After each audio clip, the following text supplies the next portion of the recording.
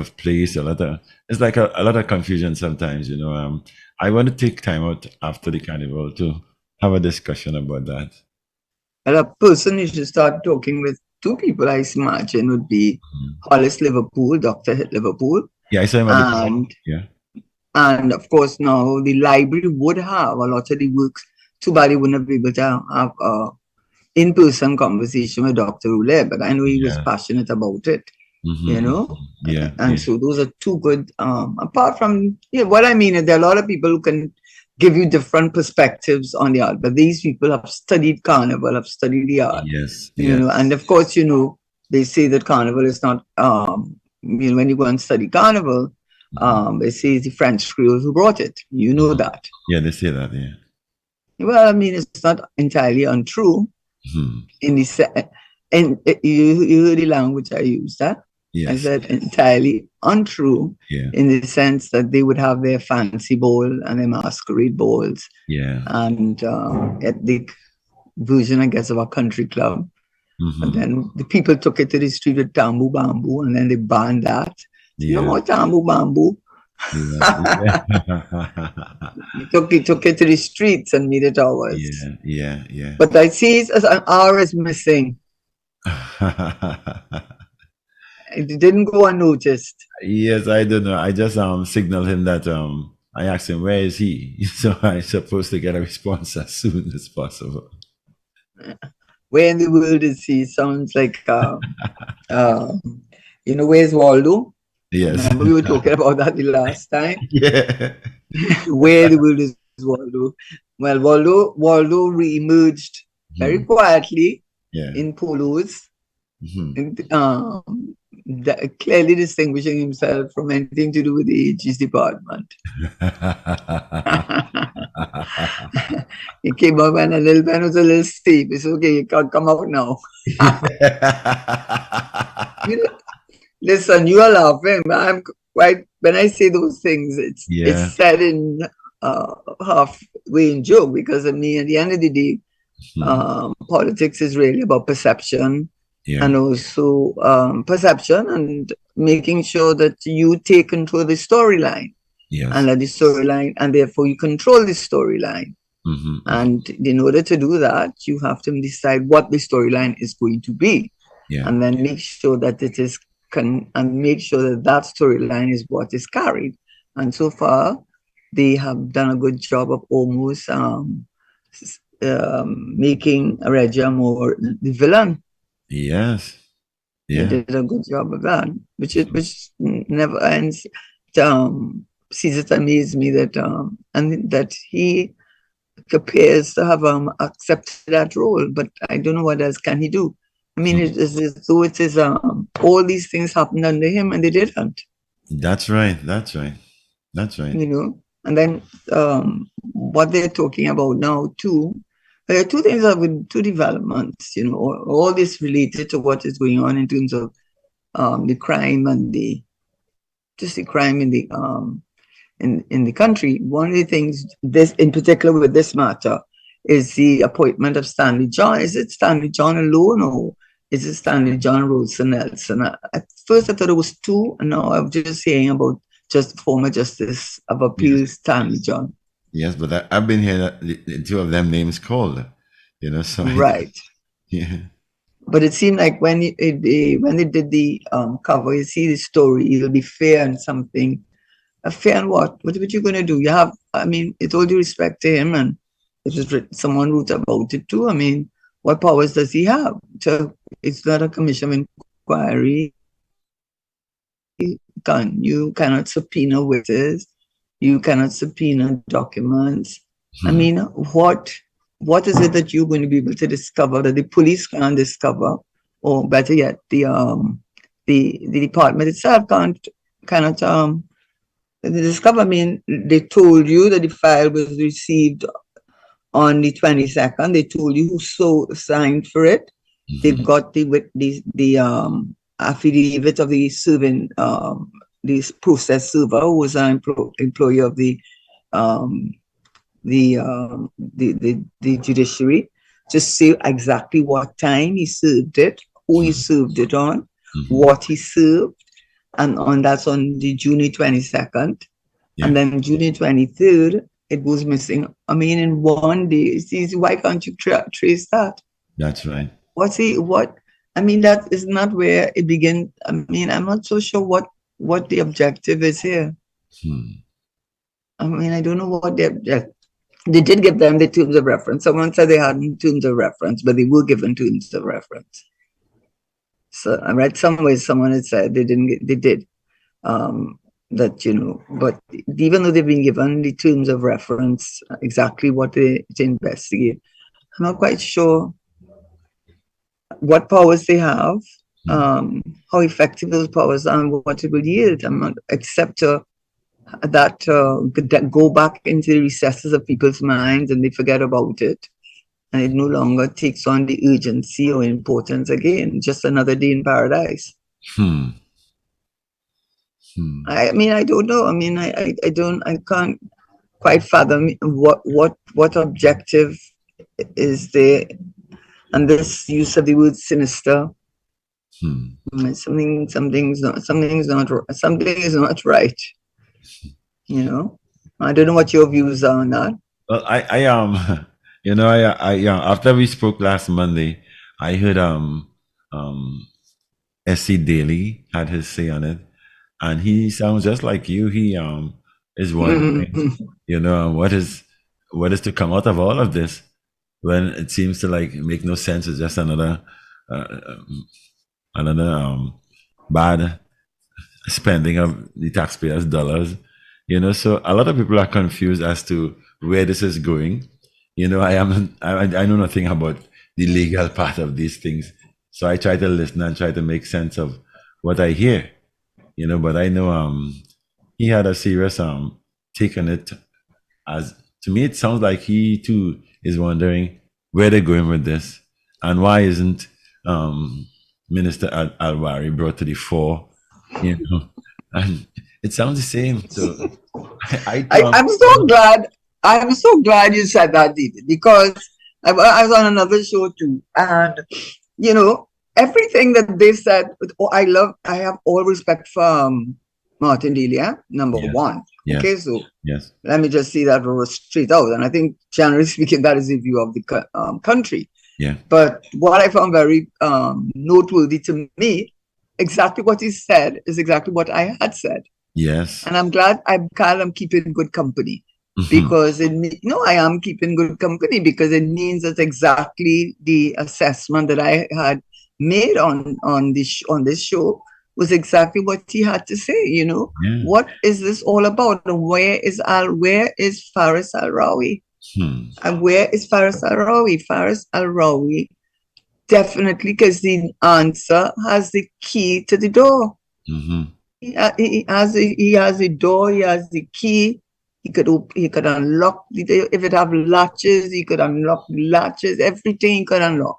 yes, Everything he could unlock. Because as they had said initially, when he had, well, someone, another lawyer that had made it political, or from the UNC side. So I can't answer yea or nay about that part, hmm, saying that this whole structure of reporting had already been set up by Ramesh Maharaj when he was Attorney General. Now, Ramesh Maharaj was known to be a workhorse. yes, He was known to work all 10, 11 o'clock, 12 o'clock at night. He's there at work. That I know as a fact. He hmm, had a reputation for being very tremendously, hard work and so on. yeah, But even if he did start the whole process in 2018, um, our then Attorney General set up this secretariat, and the purpose was to create a centralized unit I guess, from an administrative perspective, so that he would be always kept in the loop. And I think it was Mr. Daly that said too. He said, "Oh, that stands to reason. Every week, every week, have a half an hour meeting with the heads of department, SG, so and so, to know what is going on in the institution, because you can't know everything. They have to give you the information, and if it is a critical matter." Matter for whatever reason it is critical. The different reasons matters are important. then you come to your Attorney General and apprise him, because that is the purpose. That is the purpose of having those communication structures set up. So how is it that it did not work? And that. So so that is the part that is baffling. That did it work or did it not work? And even if it had not worked initially, certainly there was enough notification, because the court doesn't. First of all, as a rule, now I am not a practicing attorney, but the court does not like to judge. What is the expression? They like to give everybody their day in court. They do not like to make judgments, come to a judgment without giving you an opportunity to defend yourself. They don't, that is going almost against the whole principle of justice and so on. Yeah. So when you get when you get judgment in default, it's not something that the court would do lightly. So it would mean that they would have gotten sufficient notification of the hearing for an application, because an application for permission is an application for permission, for permission to take judgment in default, not an application for judgment in default, but to get permission to obtain judgment in default of defense. Not on the merits. That's why the courts do not like to give judgment in default, because 9 out of 10 times, if you do get a judgment in default, it's because the other side has absolutely a hopeless case. They can't answer at all. You borrowed money, they didn't pay back to the bank. The bank has a whole list to show you how much times they've been making claims, and you have not been able to think. So you almost have no response at all.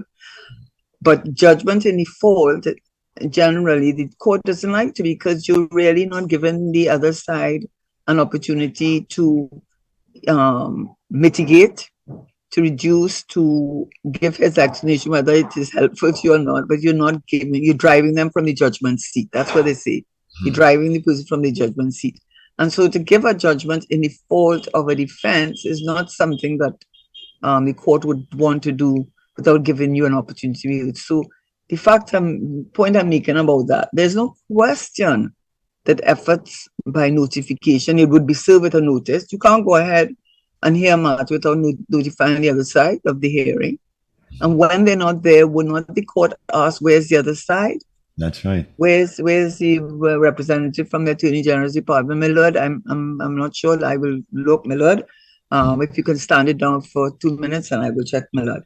It's something like that. Something like that had to have been happening. Yes. I mean, now what I was, because my Lord not was my lady at that time. My lady was to say, we can't go on until I don't see the Attorney General Department represented here.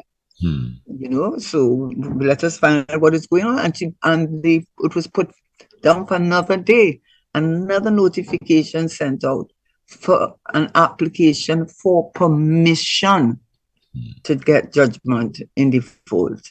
So you're not going to tell me, Faris Al-Rawi, what was going on in there? What was going on inside of there? And it's not like he's not in the country. Huh? It's not like he's away and not in the country and unavailable. Only that, but they need to just, once they tell him, that doesn't mean the AG has to go and do the matter. It means that the AG sends one of his whoever it is, the representative state, but you would never allow that. That is so, it's so, beyond belief. And I don't think the reason why they did not let him, he didn't appear, because he cannot answer those questions. Because how answer those questions?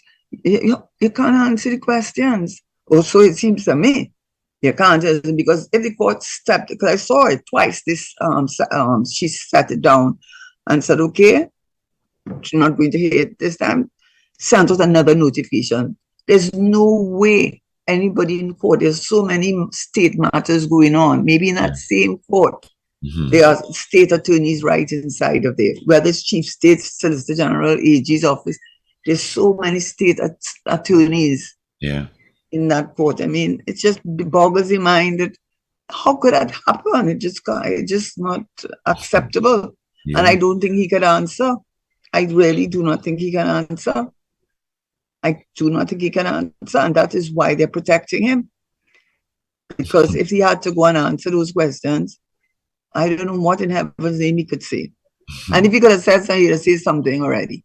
You think heads will roll? Huh? You think heads will roll? Should he come forward and say No, no, no. They're not going to get rid of him. They can't get rid of him. Everybody knows that's why he wasn't allowed to.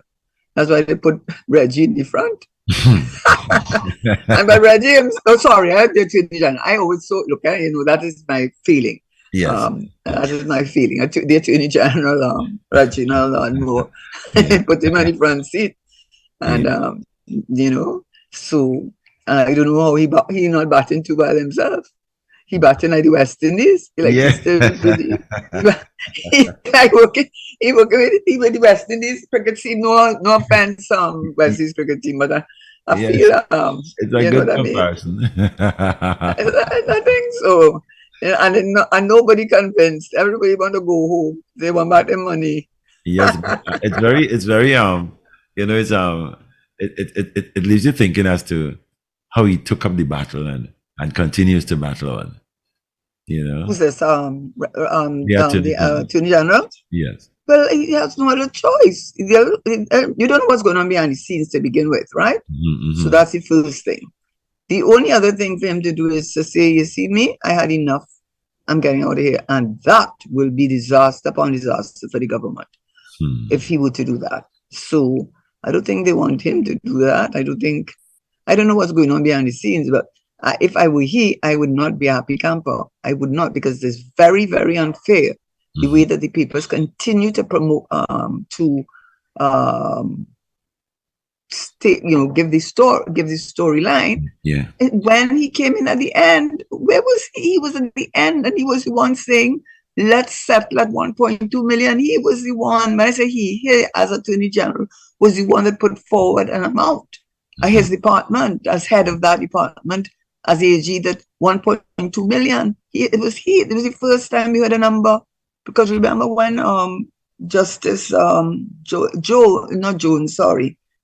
Charles gave judgment, she said upon reading the application and upon reading the affidavit of the claimants, which are the 9 men, and upon reading the application from the claimants and the arguments of the claimants, and the Attorney General not represented or sending any representation, it is hereby permission is granted to obtain judgment in full. Permission is granted. So that was the next stage. We would say, now hear whether they would get permission. I mean, this whole thing is I think we want to hear from Faris Al-Rawi. And they are protecting him. Let him come out. He loves to talk. Yeah, he loves to talk. Yeah. Richard is here with us now. Good afternoon, Richard. Richard. How are you, Karen? How are you, Karen? I missed you. How are you? I just trying to get the laptop on. I missed you too. Oh, I missed you. I was so sad. Oh my dear me, I miss you. I miss you too. I was trying to see if we could have gotten the show to be redone so that the pain I had to endure, Karen, could have been removed. But that wasn't possible. So I had to wait until now. But Richard, that mightn't be a bad idea to do it too, because a lot of what was said on that show was said afterwards by many commentators. And some people don't realize, I don't know, the great minds think like fools seldom differ, or whatever you want to call it.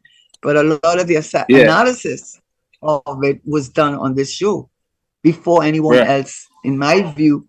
All the commentators came out and gave their point of view on the whole thing, so I think it would have been worthwhile for people to see that 102 is a leader in talk radio when it comes to serious matters. Yes, Karen, and they know we have done that. and even more so now with your presence. We do. Well, I try my best. We were just rehashing the whole situation with Faris Al-Rawi, and it's very clear that they're protecting him, and he's the one that should be facing the music. And I don't know what power Stanley John has, saying that he's going to give a report at the end of March, and then he's going to give one later on in July, just to keep us quiet and move on, and spend. And I heard the language, Yeah. No stone will be left unturned. Wonder what stone? But rocks maybe. Rocks before. Maybe though. We might not turn over some of them rocks, but we will turn over the stones. Yeah, and he did something for the government not too long ago. He was He's the go-to man with the listen, I have respect for Stanley John. By the way, let me just put that out there. So, we be saying all of this, but I have respect for Stanley John. Yes, he's with the Police Service Commission when they asked him to do a report on Gary Griffith report, when they'd gotten this report and they gave it back to Mr. Prasad, and Mr. Prasad took it back, and then they decided at a stage that they would look and inquire into it, and he was appointed the investigator.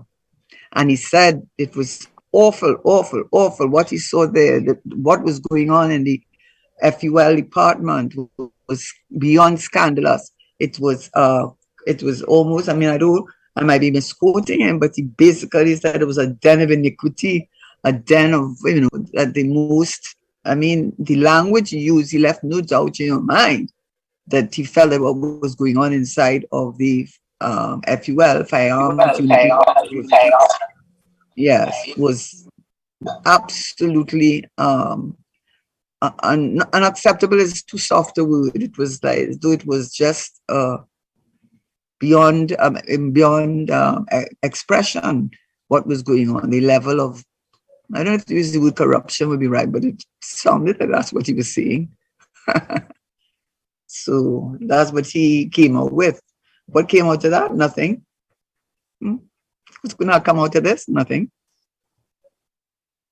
What about nothing comes out of this? I'll tell you what will come out of this. This will come out of this. After looking at it and we're looking at the issues, of some of which, of course, are confidential, and you have the state and so on, because there are certain things, even under the Freedom of Information Act, that you will be protected from public disclosure. However, there's definitely a need for restructuring how things are done so that they will not be a repeat, and that the lines of communication necessary are kept open, and therefore we are making this recommendation, something like that. What do you say to that, Richard and David? That's what I think they'll come up with. Well, I always wonder why it takes so long, if it's designed to let people forget, or if it's a master stroke, so that they'll come up with something else between the set time of whatever to be revealed, and by that time it's like you forget what happened, and this new thing is on the scene now. And I think the politicking, I marvel at it all the time. What say you, Richard? I think it's just it's going to come with some structure that will address the breakdown in communication, because that's what they're going to come down with. They're going to bring it down to a breakdown in the communication between the AG and the different departments, and that therefore there should at least be a set.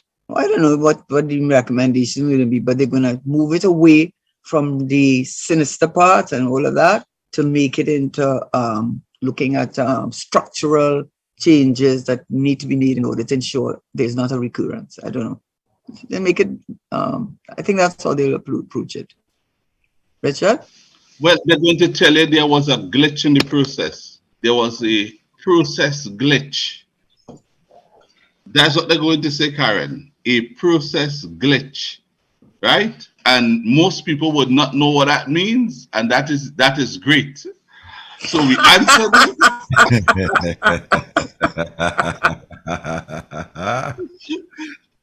I want to tell you, the person who will come to utter those words to me not even know what that means. But once nobody knows what it means, we can move forward. That takes care of everything else. So that, it's not like it wasn't. That's sounding real high. That's sounding real high. It's supposed to be. It's supposed to be. And not a journalist would stop and ask, what do you mean by a process glitch? You're making joke. You wanted to lose the work or what? Yeah, but you might get a response to, so you don't know what process glitch is? Well, I didn't come here to lecture. You understand? You go and check it out. But where we are concerned, we understand it to be clearly and unequivocally a process glitch. We have reported that and we have done our job. Any other question? And that's where we're going to get. And that would finish right there. That'll be the end of that. But when they want to ask what happened between the June the 22nd, 23rd, when they come and ask, Your Honor, oh, not Your Honor, Your Lordship, but you yet to explain what happened between the 22nd, 1 in 24 hours. Could you, what did your inquiries or investigations disclose? I'm asking you, since you say process glitch, I'm asking how will you answer that? No, I can only give it from the politician's perspective. I don't know if it's Mr. Sandy John, what he would say about that. He will come up with more solid details.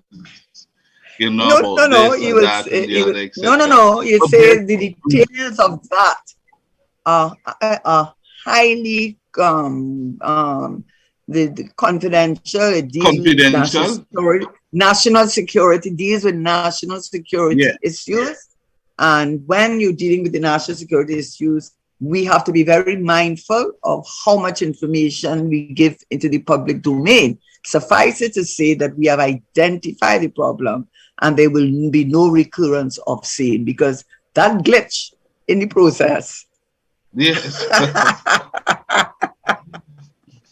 We have addressed it. Right now, yes, it is being addressed, and we want to give you all the assurance this will never happen again. Not at all. Not at all. Yeah.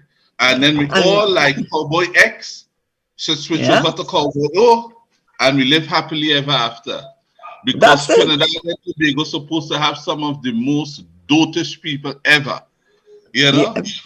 Well, there are some exceptions, though. And there are some exceptions. And talking about... You're one of them, Karen. Don't worry about that at all. You know what I mean. Yeah.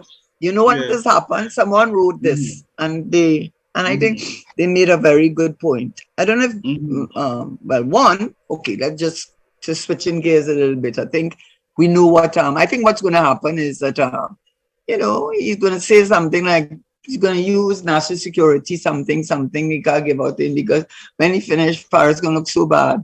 I mean, the Attorney General, former Attorney General looked so bad that the only place he had to go is out. I mean, oh God, what else has he got to do?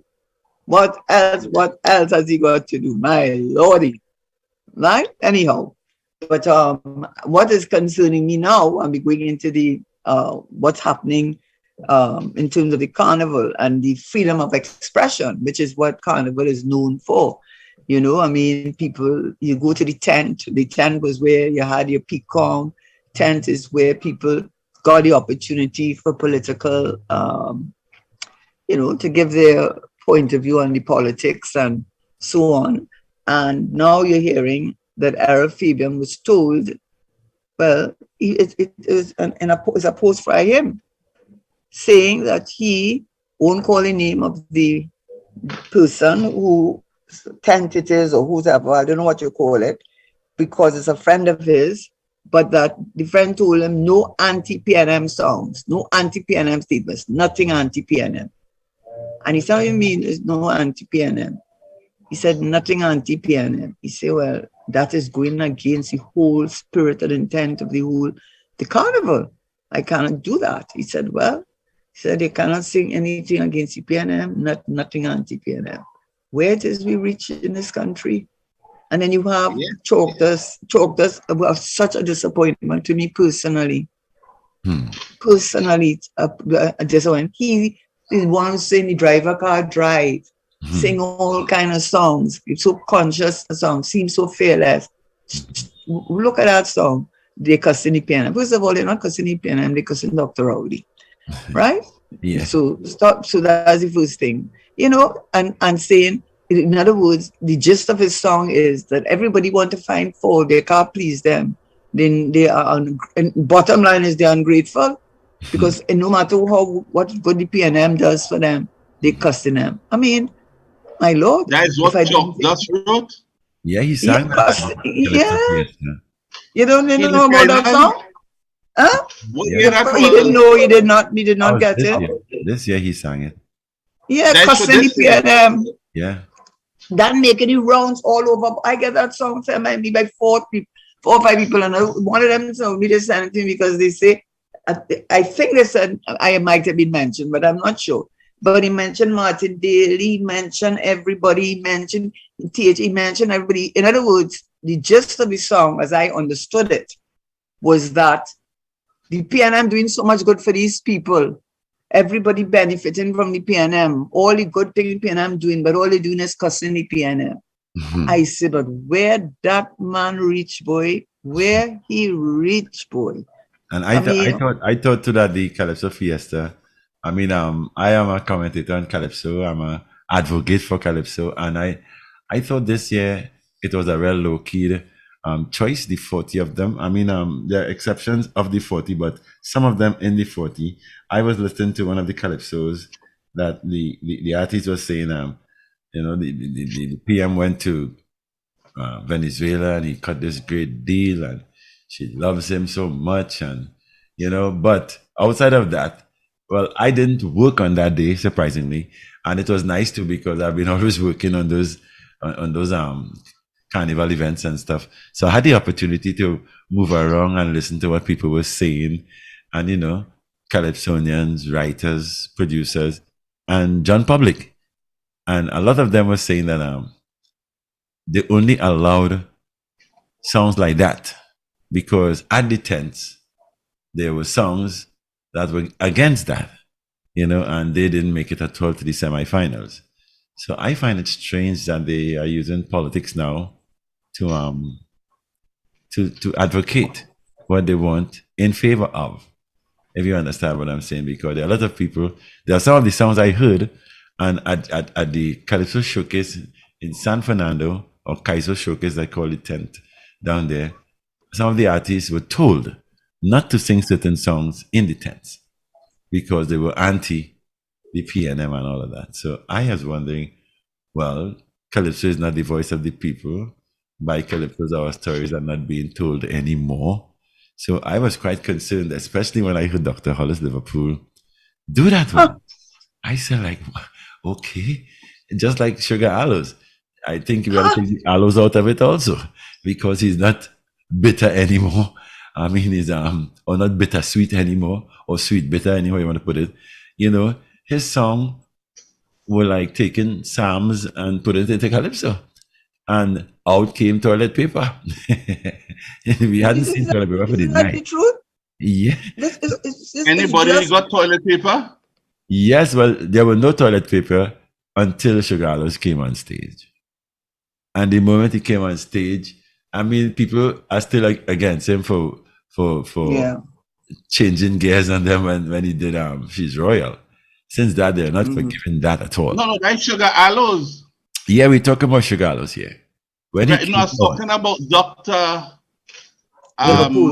Well, yeah, we spoke about that, but I'm telling you that even the Sugar Aloes, who was sweet bitter or bittersweet, anyhow you want to put it, is not like that anymore. And that brought out the toilet paper. And to me, the response of the crowd to some of the Calypsos, people weren't taking on the Calypsos. They were just there, like hanging out and have a good time. And the Calypso that they loved, they responded to it. Hold on, Daddy Mac. What Sugar Aloes sang? Who was the one was saying that they only beating up on the PNM? Was it Chalky? Chucky is the one. Chucky is the one who had that song.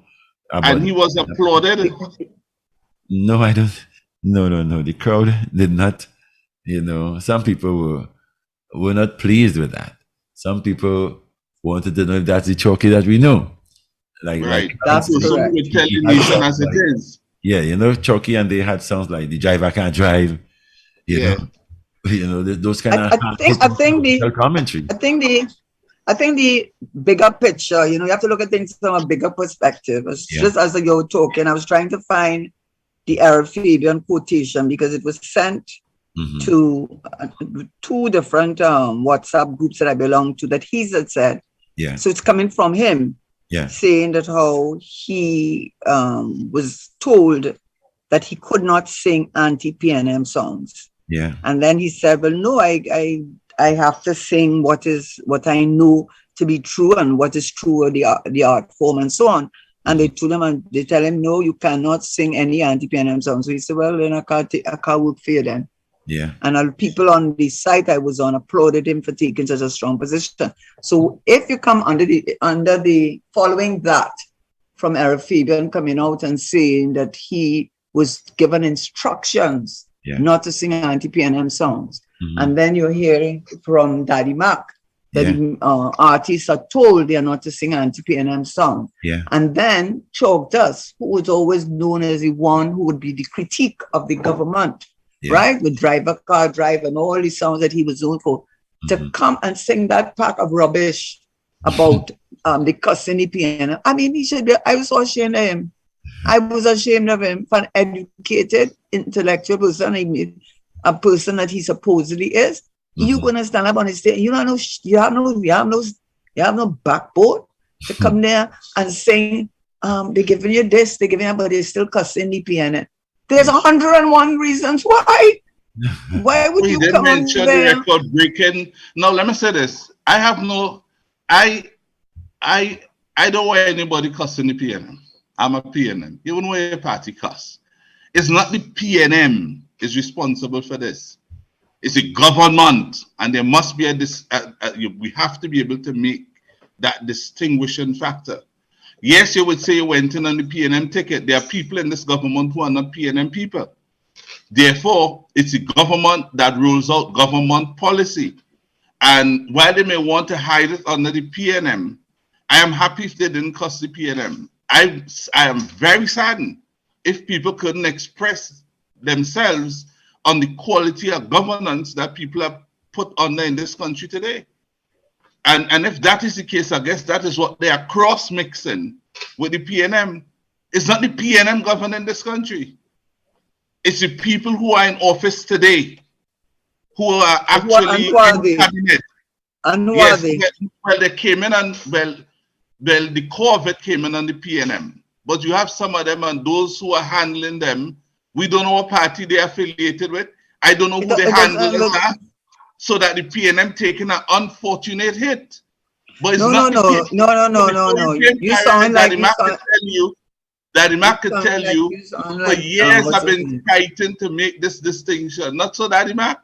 Yes, but there are lots of people who are saying that even though you make the distinction, they understand what you're saying, but they are also asking the questions of who are those who are not PNM that in the government. They're not controlling the PNM. What is the difference? What is worse? You know what is worse? You know what is worse in your argument, Richard? You know what is worse in your argument? When you are the government, you are the power base of this country. You are the maker of the decision in this country. And to have somebody else in the background running your country, handling you. What is worse than that? What is worse than that? That is bad as it gets, Karen. And that is what I hope. That's what I hope. Listen, but Richard. The thing about the quality of the governance. Yeah. Richard. Take it easy, Karen. Richard. Karen, hold your horses. You know what hold it, Karen, hold it. It come. You know what? It come like Richard. Okay, go ahead.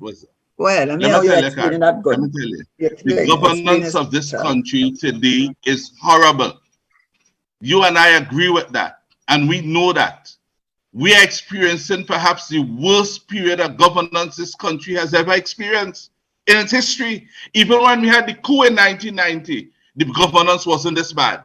What triggered the coup? Because some A&R Robinson wanted to do a statue for, I think it was Jean Miles. Abu Bakr said that's what the straw that broke the camel's back. But the NAR had turned the economy around from recession. They're the ones who did it. Mr. Manning in 1991 with his brilliance. That polished gentleman. No, well, people may argue the little things, but they paid the debt. And then what happened was people felt we had reached a place where we could have started back importing apples and other kind of thing and let people slacken their belt, loosen it a bit. And Robbie was holding us too tightly. And when that happened, you felt you find money for that, but you couldn't find money for other things. Abu Bakr took the lead and he did what he did. I want to tell people today, the governance in this country today is far worse than that period. Far worse than it. And Calypsonians ought to be able to sing about that. What you are seeing out there in the context of governance may not necessarily be the PNM. If Karen was leading the same PNM today, it wouldn't be that way. So I don't want our party taking a hit. What happens is that our party is in an unfortunate position to have some of the people who running it today run it. And in so doing, they are running the good name of this party to the ground. We need to keep that name up. But people must be able to look at those who are contributing to the hit our party is taking and be able to move the veil that is protecting them, because ain't going straight to them, they're hitting the party. Our job here must be to remove that veil and tell people, no, it's not the party, it's them. They're the ones. And as a matter of fact, people can sign up and call themselves PNM, Some of them in there are not even sure, because I can tell all the way I know, Some of them in there hate PNM people, They hate PNM people, and I'm telling you that, PNM people don't get any work, No, PNM people don't get any work or no support.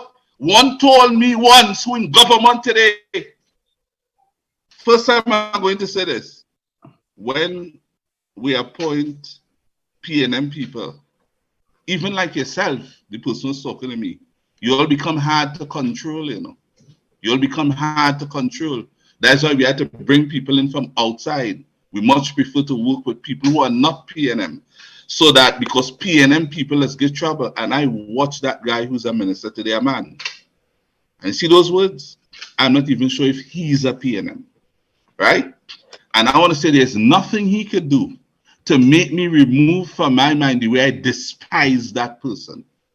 And he was telling me that, believing it's a position we should adopt and it should be good and that. It was nonsensical. It was foolish, and I did express to him, I'm very disappointed in your comments. Because, and I told him, I know what you mean and what you're trying to say, but for the record, I am PNM. And you have other parties in this country. And when you run for elections, and our party run for elections, and you have openings, if you can't hire PNM people who are qualified because they help put you in office, then I don't want to hear you. I told him that. I've never spoken to that person again. And that's what running this country today. I could have any business with them. And I can tell all, if I call the name and the person, most people in this country will not be surprised. So this is what I said some time ago. They come and say, when they hear them behind closed doors, you know what they say? Hear what they say about Karen. Karen, who's she? She like poor people. She's a PNM. You know that's what they're going to say behind closed doors? Karen like poor people. She's a PNM. We don't want her here. Noray like poor people. He's a PNM. But then they come outside and they would try to dust off the coat and say, well, we PNM, they don't like us. But you should hear them when they're socializing. You should hear them when you're in the boat with them. You should hear them when you're in other places with them. They hate PNM people. And I say to them, I am a PNM. And I'll continue to fight for PNM people and everybody else in this country. But I am telling you, there are people in government today who hate PNM people. They just use it for elections. They come out and talk about, we are PNM, they're against us. You know, and they want to do us this and they want to do us that, but we are not like that. And when I go, they're laughing behind, you know. Let me tell all this something, eh? They're using the name of the PNM to condition the minds of the poor in this country to stay quiet. Stay quiet and prepare yourself to expect and receive nothing from the economic pie. Expect nothing. That's the masses. Stay quiet. And once they get you all to stay quiet and believing in patriotism and hold on to your country and fight for your country, hear what they have done to you. They have said to you, hold on to misery. Don't look up. Don't try to improve yourself. Try to defend everything that we do. But once they get you conditioned in that place, hear what happens on the other side now. The whole national pie is shared up. The whole hog on the table. Behind closed doors with just a few people in this country, some of whom own media. So when you hear Calypsonians today are instructed to not sing anything against the government, I will put it. Let me tell you something. If they could go that low, why you feel I had to be in search of Mark Bosan for so long? You think I accidental? It's true, you know. Where Mark Bosan? Yeah, that's what I'm saying. Where's Mark? Another great journalist got a big job in the Caribbean, just so anybody asks if she had applied, and if she did, who suggested that she did? Mark. She won. And now they don't want Calypsonians singing. So you know what they're saying there? Nobody must sing about the record breaking year of 600 plus murders last year. You know?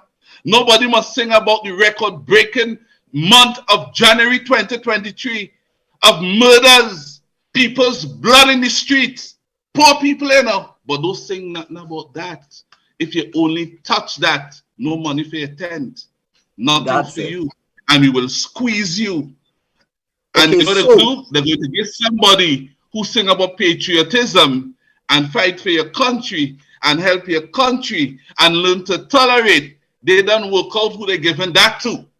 So that once they give it to such a person, they feel they have made another step forward in conditioning the national people's mind to maintain that position. Yeah. Now, Richard, that you gave a very good, impassioned explanation, but you still have, there's a big loophole in your argument, if I may say so. That being that, who is allowing that? How is that being allowed? Wait, wait, just answer that question. Who is allowing those persons to take control of the country, to take control of the economic base of our country, to take who is allowing it? Because it has to be the government that is allowing it. It cannot be you and me. We don't have the power. You don't have the power. I don't have the power. The most we could do is come on a show and critique. I'm talking about who gives out the contracts. Who gives out the contracts? The government. Right. And therefore, who is behind the government? Because the government is doing the bidding of those who are in control of this country. And I am no big rocket scientist, but it seems to me the blame falls squarely at the foot of the government, which happens to be a PNM-led government. And unfortunately, we are not talking about the party as a party. We are talking about those who represent the party, who got into power under the PNM party leadership and have come in there and are being controlled by their handlers.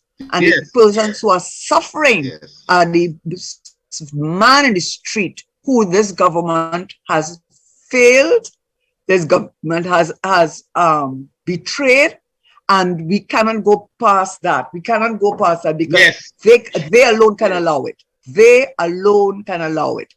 And the reason that they allow it, well, that is a $1 million question. Why do they allow a situation? What is the benefit to them?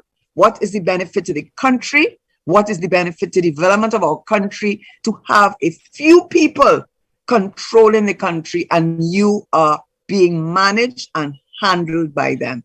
Why are you allowing it? Why are you allowing it? What is the benefit to you? And how does that benefit the people of this country? And if I put you there to protect and to preserve and to look after the interests of us as a people, and you have let us down because you're letting a small group of people control the narrative in this country to the detriment of a large percentage, then I say be gone with you. Yeah, Karen, I was one second, Daddy Mark. Karen, you have said what I've been saying, and you said we are not saying the same thing. You have said it. What you said. You said the people who are representing the PNM today in office. That's the point I'm making. Those who are representing the PNM today in office, those are the ones. Remember I mentioned about removing the veil from over them? They use the PNM as a protection. That veil is the PNM. Remove the PNM and point to them. And yes, they're the ones who are allowing it. Because Mr. Manning said what we are witnessing today, years ago, what is happening today should have been happening way back then. But he fought it off and he rejected it. You know why? You know why he was able to reject it? Why? You know why he was able to reject it? You see, why? He was a little country boy who didn't want money, who didn't want power. He come from a very educated family. Two of his sisters are doctors. His whole entire family are educated. He was born in the belly of the PNM. His parents were married. He came from a good, stable family background. All of them went Presentation College, St. Joseph Convent. He has a good sense of who he is as a black man growing up in the South. He had none to prove, and he wasn't running after money. His love was the love of and passion for the country. So once he kept that, there was no money they could offer him. There was no position they could offer him. There's nothing that he wanted from them, and he apparently was a very fearless man. So with a leader like that, that's the worst kind of leader. The worst kind of leader to have, if you want to pull those puppet strings, is one that you cannot control. And I could say from working with him as very closely, I worked with him. There was nothing that showed me otherwise than a very proud man who was very much committed to Trinidad and Tobago, and a man that they could not control. And that they did not like. They could not control him because they had nothing on him. They tried something with some car to say he buy a car from some drug lord or something. They tried it. No, he sold his car. He sold his car. Yeah, some story now. Yeah, but the point is, they got so. I know that story. He gave his car to a person who was selling used cars, and that person sold the car to a particular type of individual, and they were saying. But what I'm trying to say is, they got so desperate. They got so desperate.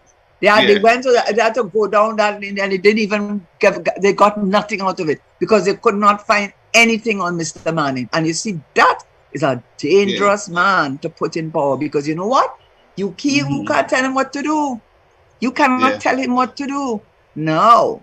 If you can tell me what to do, because I had to jump to your tune, I had to ask myself, what do you have? What's the name I jump into your tune so? I jump into your tune like that. I was saying something. I was looking at Al Jazeera this morning, and what amazed me is that what is going on in Lebanon. I was asking myself if we are going down that road also. I was wondering in this 1% talk, how much of them are Lebanese? Because in Lebanon, the World Bank has rated them as a failed state, a state that is doomed to crash. And it's because the people in the background who owns the media houses, who owns all the banks and everything, are controlling the government. So I was saying, I doubt that is happening. I did an article on it, Daddy Mark, because Fazir on CNN did it's like his 50-minute thing. It was on a Sunday. And he said that the world said of all the worst performing economies in the world, Lebanon was right at the bottom. And then I decided to go and read the report on Lebanon.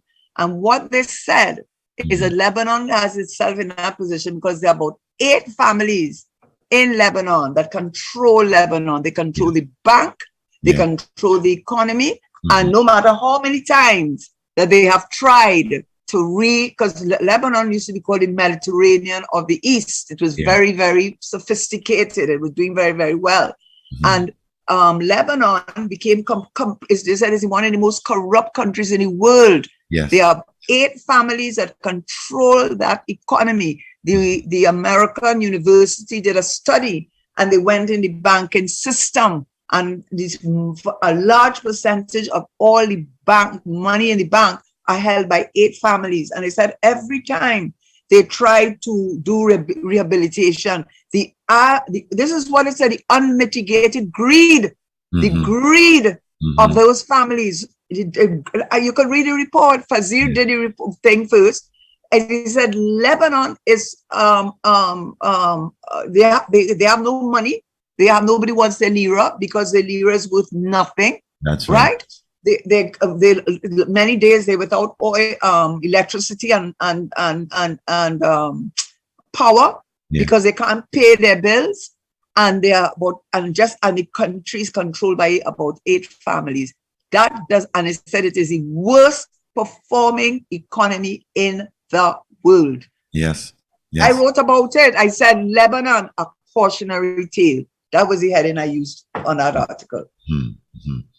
Yeah, that same Lebanon. And based on what is happening here, it seems like we are going on our path like that. Well, there you go. But that is a fact. And none of them could have said anything. No. They couldn't say one word because it was on CNN. What's his name again? Fazir. What's his name?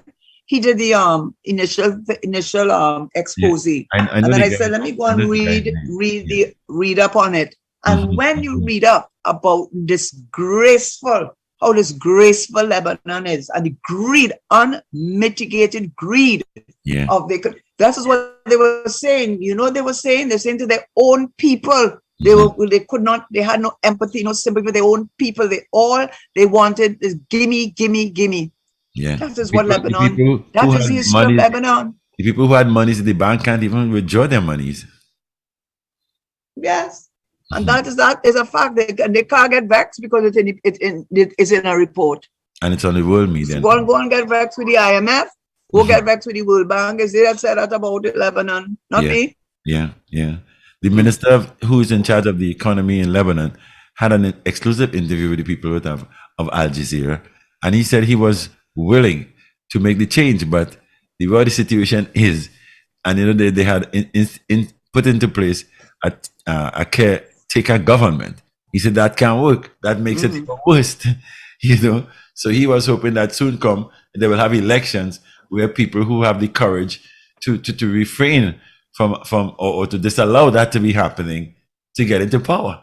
So when I think about what's going on here, and I look at it from a layman's point of view, because I traverse the country from south to north almost every day, and I see the conditions under which we are ending up, especially the people of color. It makes me wonder.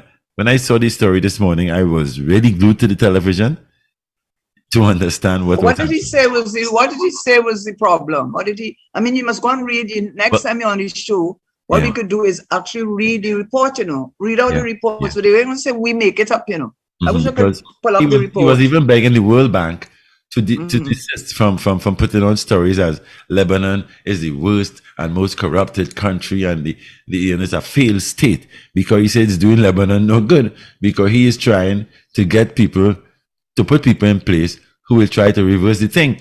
But it cannot happen just so, because these people who are behind the scenes, they are the ones controlling. They control all the banks, all the economy, the power, everything they are in control of. And the government is it's families, they say it's families, They said so, yeah. They said it's about 8 families. That story they really. They say Lebanon, UN expert warns of failing state amid widespread poverty. Yeah. That they're talking about Lebanon. They said the most Lebanon, UN warns a failing state. Yeah. That is it. They said the actions of Lebanon's political and financial leaders are responsible for forcing most of the country's population into poverty in violation of international human rights laws. The UN specialists on extreme poverty and human rights, and the report follows a country visit to Lebanon and an investigation into the root cause and impact of the country's worst economic and financial crisis in history. Impunity, corruption, and structural inequality have been baked into the venal political and economic system designed to fail those at the bottom. But it doesn't have to be that way. You hear what they're saying? Yeah. Lebanon man-made economic crisis started in 2019. And today the country stands as a failing state. He cited current estimates that put 4 in every 5 people in poverty. Political connections with the banking system are pervasive, pointing at serious concerns about conflicts of interest in the handling of the economy and people's savings. There's no accountability built into the latest rescue plan, critical to restoring the lost confidence of the population and the financial sector. We're talking about a national wealth that belongs to the public in Lebanon and that was squandered over decades of mismanagement and misplaced investment by the government and central bank. Right? They hear what they said. Central bank policies in particular led to a downward spiral of the currency, the devastation of the economy, the wiping out of people's lifetime savings, and to plunge the population into poverty. Political leadership is completely out of touch with reality, including with the desperation they have created by destroying people's lives. Lebanon is also one of the most unequal countries in the world. It's one of the most unequal countries in the world. Yet leadership seems unaware of this at best and comfortable with it at worst. As it currently stands, it's a system that protects the rich while leaving poor families to fend for themselves. Public services, including electricity, education, healthcare, have been gutted with a state that heavily subsidizes private provisioning of these services. Over a quarter of all public education expenditures go to the private sector. More than half the families report that their children have to skip a meal, and hundreds of thousands of children are out of school. You hear what they say about this? And what they're saying is they did it to themselves, and they do not care. And they do not hear what they're telling you. They do not care about their own people. They don't care. So I started to think, I said, okay, let's talk about it. 1%. I wonder how much of them are Lebanese. Because I know they do not care. Yeah. No, but from what Karen read out there, you know, the other day I heard the Prime Minister said that somebody, a couple of persons, he said, in the media, always asking if this is a real country. He said 1 or 2 idiots. And then he said, well, why did they go and live in what country? Ukraine. So for Trinidadians to feel like they're living in a country, oh, you all hear this, eh? You must now go and see what has happened to Ukraine so that you will be informed about how good your country is. You see, we are being compared with and to this current situation of Ukraine. And this is the same individual who said in Parliament, he's the Prime Minister for this country. So when you're talking to him about this, about anything to do with Trinidad and Tobago, talk to him about that. You don't want to hear nothing about Guyana or this country or that country. But here he is now telling you, 2 idiots. I know I'm not one of them, you know, so asking if this is a real country. But now I have to ask, so I might be the 3rd one. Given what Karen just read, it sounds like that is where this country heading. And we're very close to that outcome. Exactly. The Lebanese were the 2nd unhappiest people in the world. This is a UN report. Trinidadians 58 points. So what we should ask him, tell him to let us go Lebanon. Don't tell him to go to tell us we don't want to go Ukraine. You want to see what going on? Let's go Lebanon. Then we go, and now we'll understand Trinidad better. They said their money collapsed, you know. Their money is worth nothing now. At this, as you said, Lebanese banks allow depositors to withdraw only a small portion of their deposits. And people daily are queuing up at the ATM machine hoping to draw some of their money. You understand what they're going on in that country? And then I saw So in the before you tell documentary, us to I go saw them banging on the doors before because you the tell us banks were closed. And they were banging on the doors demanding that they get their monies back. And they're not go to opening Ukraine, tell us to go give them Lebanon, some but kind of not take us response. there. Let the Lebanese international take us there. Huh? Let the Lebanese international take us there. I was really You wondering. understand? I said, if all things are looking and the way they are behaving, and based on what I see, the reality on the streets and stuff, I said, I wonder if this is what is happening here. Because I remember him saying, Absolutely. the richest to get richer. He's going to encourage the rich to get richer. And the only thing he did not say to make the poor poorer. He said so that they can help the poor. Right. And I'm glad you brought up that thing about the richer, so that, in fact, the rich getting richer. That idea of the rich get richer is, of course, one of the, what they call the trickle-down theory of economics, which means, of course, that if the wealthy become wealthy, then they would then open up businesses, create well-paying jobs, and then it will increase employment, high quality employment, and people will have money to spend, and it goes down, and it will infiltrate the entire economy. We will all benefit, but it has been proven not to be true. That started with they call it monetarism, but it's really how it got well known was what they call the Chicago Boys, the Friedman, led by Milton Friedman, who advocated deregulation and tax breaks. Now, that is their way in America to allow the wealthy to become wealthier. That was their model. And Reagan, in fact, reduced the highest tax rate from 70% to 28%. And he did deregulate it and so on, go down the regulation. But what happened was, what appeared on first blush to be a success was not a success, because in a matter of about 7 years, he tripled the US debt from 970 something billion to over 1 point something trillion dollars. He tripled the US debt in that short space of time. He also increased government spending by 2.5. I don't want to say the incorrect figure. So what people have said is that no one can say that the reason why the economy, the unemployment rate did go down because people got jobs. No one can say whether the fact that the unemployment rate went down and that it could be allocated to the trickle-down effect. Because in fact, the debt rose, as not only did the debt rise significantly, but the government put in spending a lot of money. Then came Bush. Bush came and tried to continue the version of trickle-down economics. It also did not work, because what happened was the unemployment level went right skyrocketing up. Thatcher tried it. When Thatcher tried it, by the time she left, I think her unemployment rate was something like 23%, and unemployment rate was, her inflation rate was through the roof.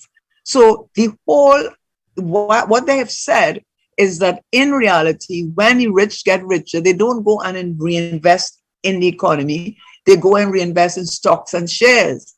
They reinvest in their own selves to increase their wealth. And that they actually have had enough time to study Reaganomics, had enough time to study Thatcherism, they had enough time to study all of these so-called theories, and they have been proven that they do not work. And that when you look at how much trickle down, they actually did a graph, I was trying to find it, a graph that shows you the small percentage of persons that benefit when the wealthy get wealthier. But the vast majority not only do not get wealthier, but those who are at the bottom, at the lower middle or middle income, become poorer. Why? Because inflation goes up. When inflation goes up, it means your buying power is reduced. And in fact, instead of having the impact that trickle-down economics was supposed to have, it did not have that effect. So when the Prime Minister talks nonsense like that, he's just trying to protect those vested interests, to allow them to own everything in this country. And sitting down there, you're not ashamed? I'm ashamed of him. I am ashamed of him. He is ashamed to me, and he makes me wonder how long can the PNM continue like this? Because by the time he's finished, he would have destroyed the PNM. I don't know about you, Richard, but by the time he's finished, he would have destroyed whatever is left of the PNM. Because what he has done, he has overseen the unmitigated, not only unmitigated, the level of greed of a tiny percentage of his people. And he has justified that in this country by saying nonsense like let the rich get richer, and done very little, just like what you said, Richard, keeping you right down at the bottom of the barrel, not creating opportunities for entrepreneurship. And the final point I want to make on that, if the government really was interested in the people of Trinidad and Tobago, a very good way to measure whether any new revenues or any new wealth that the country can get from the oil and gas revenues and so on, whether the people benefit. And I'm not talking about in social programs, I'm talking about in contributing to different aspects of our development, earning foreign exchange, becoming self-sufficient. That's what you want. When he let him use what they call the Gini coefficient, they have a lot of economists out there. I'm not an economist. I don't know how they, I know it was a man called Gini from Italy. He's the one that devised it. I know it's not absolutely perfect, but I know that it will give you a sense of how the income distribution, so that if the government boasts that the revenue for this year was over $50–60 billion, that's not what you want to hear. You don't even want to hear GDP per capita. I don't want to hear how we, no. What we want to hear is, if you took that $60 billion and we spread it around the population, how much of the population gets most of that money? And if it is that 40 billion ends up in 2% of hands in this country, we're looking at a Lebanon right here in this country. And you, as the Prime Minister, are overseeing that. And you want to tell me that you could make a distinction between PNM and PNM and PNM? I'm sorry, I'm having real problems now, because he is continuing to destroy anywhere I go, the little man in the street, they're educated, they can't give you the all the fancy terminology, but they understand that they are like nothing, that the government doesn't care about them. No, he does not care about them, does not care about you, does not care about you, and talking nonsense like let the rich get richer. Why don't you do something to uplift the country? And it's a shame. That's not what Eric Williams came with, And you see what he has done to this country in these 7 years, 2 more years. I don't know if you could recognize the PNM after this. I don't know if you recognize it, I don't know if the recognition of it, Karen, the recognition of it, we saw what has happened in relation to the impact our party and party symbols suffered in Tobago. I mean, we have never been rejected like that ever before. We have never been rejected like that before. 14-1, and we had to recount the last one. When we lost to the 3-3, we had 3, We still ended up with 3 in Tobago. It was 14-1, and the Prime Minister is from Tobago, So if you want to know the impact our party is suffering, there you go. There you go, right there. It will tell you about the situation. And I agree with you. It will only get worse as you go forward from here. It will only get worse. And for 2 more years, I think you're right. We may not be able to recognize what we should be able to easily recognize. If the trajectory is not good, we have gone so low already, and to think it's pointing lower, it's terrible, to the point where Calypsonians are being instructed not to sing about the truth. As you reach, when you have to tell Calypsonians what to sing, it means you have so much to hide. You have so much to hide that you don't want too much of it coming out at all. Soon they'll come up with a law to regulate what is discussed on social media, because they're not able to stop what's taking place on social media so far. They'll have to find a way soon to address that too, because the problem is they know if everyone reaches a point where we understand what is happening in this country, as you and Daddy Mac clearly understand what is happening in this country, they know they don't stand a ghost of a chance. But by you buy the papers, you look at the papers, they are off the what you're going to call the relevant point. They are off message. Very true. Very true. Off. And the same people who control the television stations own the papers. So it's the same, and they have on the news, the same people. I mean, come on, so nothing is being said. So what you have happening here now is like Animal Farm in full swing. You have Squealer telling the animals things are okay. Everything is fine. But they're killing the pigs, killing the animals and cooking them. And they killed Boxer. I ain't going through that whole story. But they had Squealer telling them, no, he's in the hospital. You know, he was shipped off today. They cut up Boxer and sell him in the market, you know. But Squealer telling the people, no, he's in the hospital and soon he'll be back with us. Boxer never returns. You know, and people want to believe. That's human nature, you know. That's the thing about human nature. We don't like to. We want to. Don't want to face reality and what is going to happen. I remember we had the discussion here last time about the frog, whether it was really true. And I never went and looked it up. Remember the thing with the frog? You put him in the water, leave him there long enough, whatever. But even so, right. Whatever the theory. The fact of the matter is, I think a lot of, this is my opinion, I go all over the place to people who are educated, people who are ordinary working class people, everybody, and the level of dissatisfaction, the level of being disregarded. I mean, he has no respect. Let me tell you, this is what I genuinely think. I think that he, obviously, whatever he has started in the last 5-7 years, he intends that when he's not there, fit to continue. I mean, even putting Christine Kanglu, who I have nothing against, to make her president, it's just so disgracefully disrespectful to the country. Not a political appointee, you know, but party person, disrespectful to the country. AV drilling, disrespectful to the country. He just does not care what you or I think. He does not care. He just does not care. Now, Karen, and you're allowing one set of people to own everything in this country. They own everything. And let me just say this one thing, and I'll stop. You know, the reason why you're saying the newspapers, etc., singing one song, because they are the advertisers. They own everything, if you know who they are. Besides the government, a certain sector, the private sector, own everything. If you want your newspaper or your television station or your radio station to succeed, you cannot criticize them. And since they own everything, you cannot criticize anything. You cannot criticize anything because they own everything.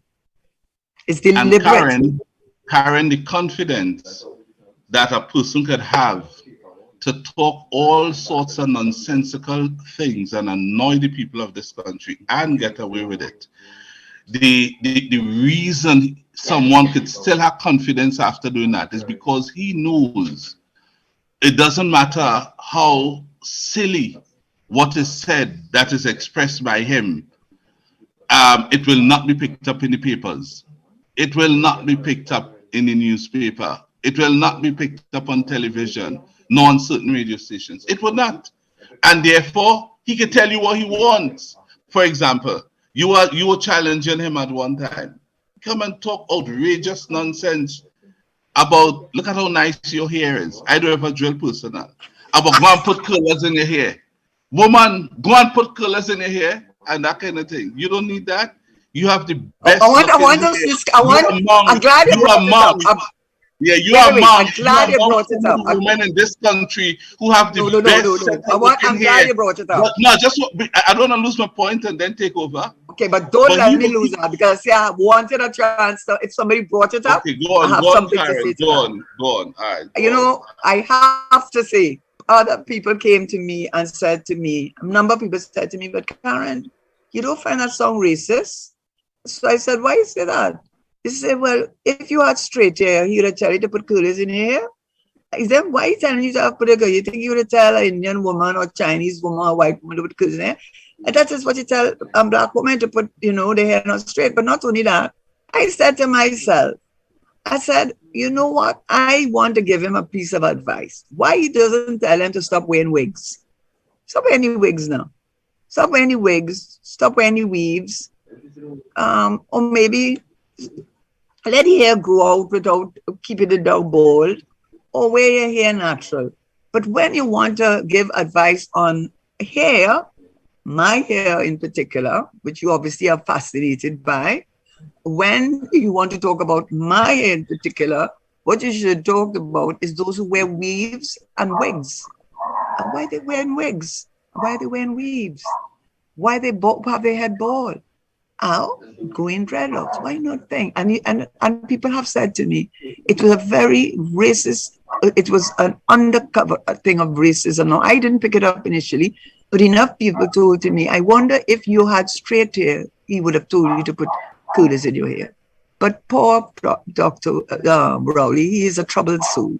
I understand. Coming from his background, he's a troubled soul. I think so, anyhow.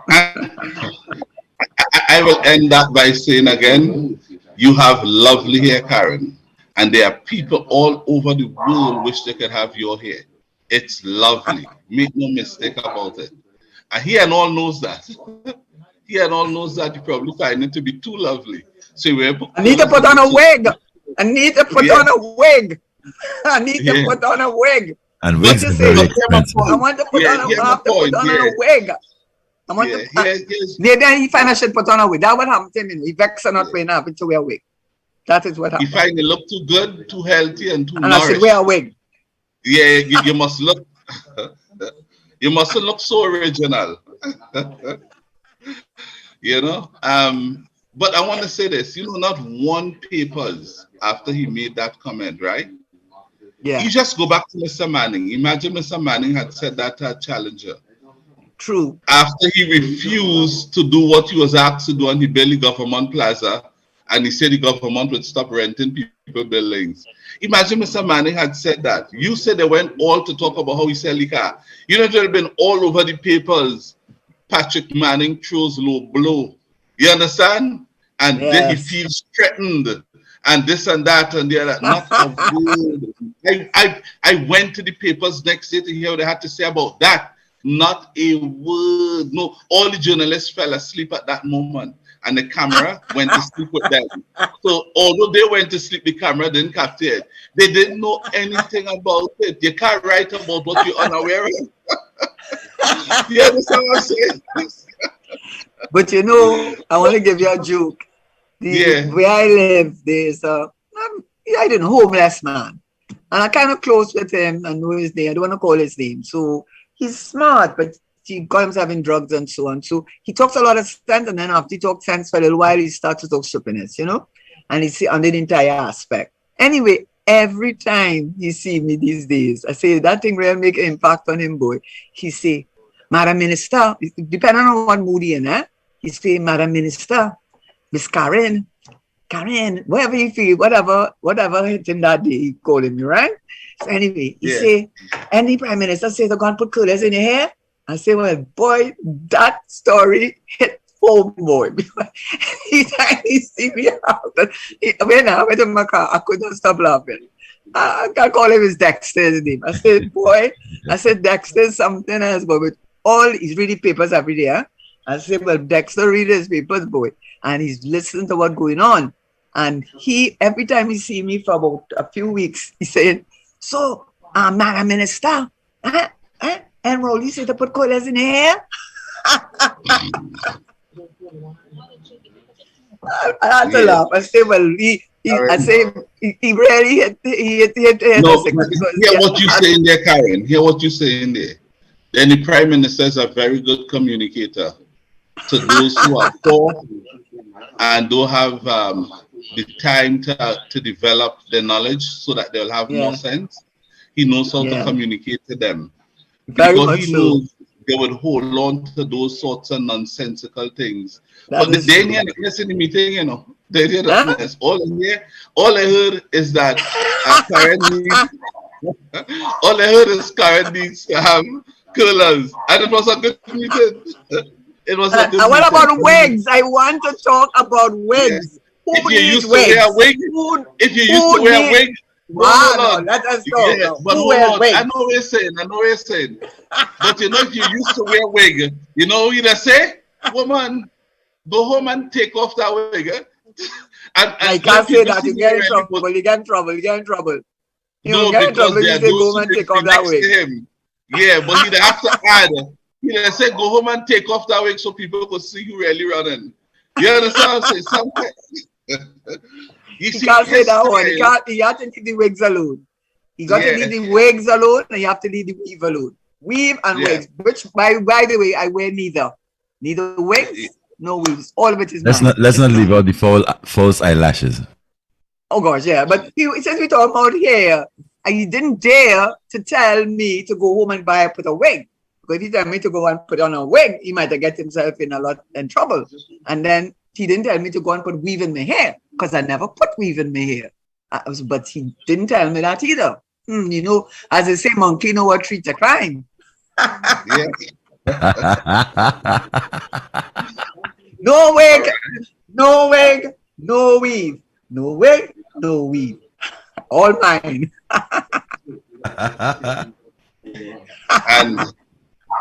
And what he has done is highlighted how well groomed and healthy your hair is. This is what I say. And I don't need a wig. Yeah. No, you don't need that. With hair like this, if you put on a wig, Karen, let me leave you to repeat. No wig, Prime Minister. No wig. See, look, see, no wig. No wig, no wig. Look, no wig. Maybe they'll pick it up this time. Me show my hair. No wig, no wig. And guess what? No weave, no weave. All of it is mine. All mine. So next time you're talking about me going home, I don't ask me to put on a wig or put a weave in my hair. Yeah, we'll do that one. You might get yourself in trouble. And imagine, we have a serious program, and the Prime Minister has invited us to reduce the level of our conversation. That's not reducing it at all. That shows the level. Well, that's true. You're right. But I'm glad he gave you. I said I would wait till the opportunity. I wasn't going to bring it up unless the opportunity presents itself. And God has a way of letting the opportunity present itself. And I had that. I had that to tell him. So the next time, don't talk that talk again unless you introduce those two other. Karen, I think that came out under genuine desperation. You caused them to change. I think you caused them to change your single day that we had to vote to 3 days. They had to try to find a way to do all types of things. And I'm certain, as I sit here, I don't know who the winner really is. You know, I am not sure. I don't care how far they say the numbers are. I know when people try to do certain things. I'm not sure who. I mean, come on. So, but you know what is it was done to make people feel you didn't have a chance. The only way I believe that you had to vote one day, just one day, as it used to be, and you had agents, they had agents, and everybody tallied the vote right there. That's the only way I believe that. Okay, but I want to tell you. Yeah. Okay, I have to say this before the show's over because we were considering looking at it. Because I think if it went to the Privy Council, the Privy Council will invalidate those elections. Why did you, when someone went to register to vote, you know, like if they're number 25 on the list, they came in as number 25. John Mary, yes, you are there to register to vote in this constituency. You give me the booklet and then you stamp the 25 on my booklet. Why are you doing that? And you never let us know that beforehand. We wrote them, you know. We asked them, why are you stamping the number on the booklet when the person is going to vote? Because and that list does not belong to the EBC. It belongs to the party. So if I am number 25 voting, and you stamp 25 on my booklet, and I go and vote with and as number 20, don't you know you could cross-reference to see who I voted for? So why are you doing that? So we wrote them and asked them to please, and they never let us know beforehand. We never knew about that until the day of voting, and people started asking how they've been asked to they stamping the number that they voted on. Why did you do that? They have never answered us. And I am positive that if that went to the Privy Council will invalidate that, because that is going against a person's confidentiality. Because what the purpose of you knowing number 25, right, is that you can now cross-reference number 25 and know that number 25 is Mary Jane. And then I could look to see who Mary Jane voted for. That is what you can do. And then I will know, Mary Jane, I told you, you ain't got to know CPEP work, you know. You don't want to vote for me. I'm telling you, you ain't got to know CPEP work if you ain't vote for me. Oh, you know that, boss man. I can vote for you. You don't have to worry about that. Yes, but when you stamp on my booklet the number, you can just look to see number 25, Mary Jane, and I could open up that booklet and see who Mary Jane voted for. How could that go against a prize in the face of democracy? I think that that's a matter for the Privy Council. And when we brought our matter to the court with regard to the 3 days, that issue had not yet arisen. That issue of people coming and telling us that they were stamping the number, a number on their booklet. And when we wrote them, up to now, they have not answered and told us why. But why? I have no explanation why, and that should invalidate that thing. That is to tell you how the PNM has sunk to the lowest of the low of the low. The PNM, I'm sorry, Richard, when a system, when a system could reach a point that why do you want to know, why do you want to put my number, why do you want to put the number on my booklet? Why? Tell me why. It is not EBC's material, it is yours. It is owned by the PNM, their electoral machinery. They know who number 25 is, and they will know who number 25 voted for. And Karen, when you're voting by ballot, the reason for that is to maintain confidentiality and anonymity. Yeah, right. I swear if we go to the Privy Council with that, the Privy Council will invalidate those elections. To vote by show of hands. By show of hands. I'm going to write an article on it, you know. I'm going to write an article on it because I wanted to. I still don't know who win because I don't believe in the system that they use. That's my view. We did not get the results from panel for Kurds for Africa.